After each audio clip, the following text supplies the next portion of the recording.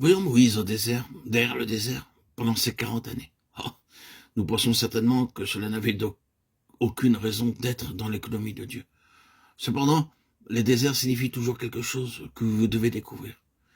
Ils signifient être vidés de nous-mêmes. Réfléchissons à cela.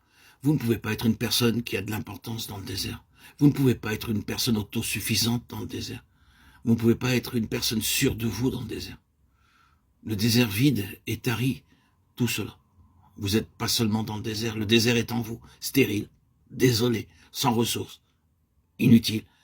Et ne pensez-vous pas que c'est ce qui a dû se passer en Moïse durant ces 40 années? C'est le côté négatif de la formation, c'est l'annulation de l'Égypte et du monde. L'Égypte,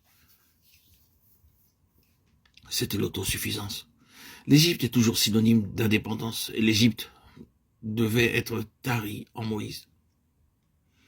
Il devait être vidé de l'esprit et du principe du monde. Il avait tout cela intérieurement, et maintenant tout cela devait être mis dehors. Et c'est tout le contraire de l'Égypte qui était entré en lui. Ce côté négatif fait partie intégrante de l'école de la voie céleste. Cela nous amène intérieurement et spirituellement à percevoir clairement qu'il n'y a aucune ressource en nous, que de nous-mêmes nous ne pouvons produire et accomplir aucune bonne chose. C'est cela le désert, ne refusons pas de connaître cela. C'est vrai dans la vie, vrai dans l'expérience, vrai en tant que principe divin. La place doit être faite en nous pour le céleste. Car en nous, il n'y a aucune prédisposition naturelle pour le céleste.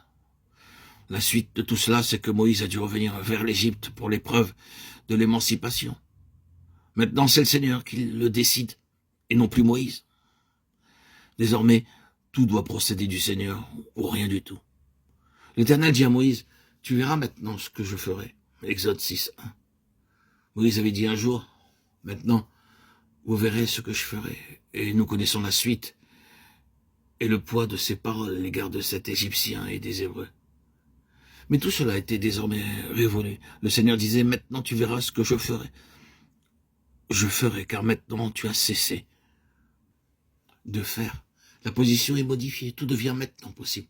Il y a eu une transition du négatif au positif. La grande épreuve de l'émancipation de ce peuple peut commencer.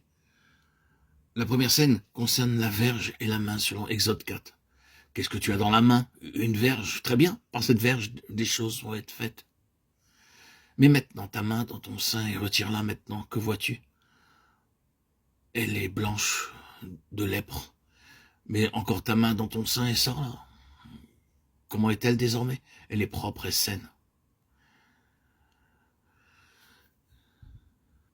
Ici, il s'agit symboliquement de la verge, de la parole de la croix. La parole de la croix est une puissante verge.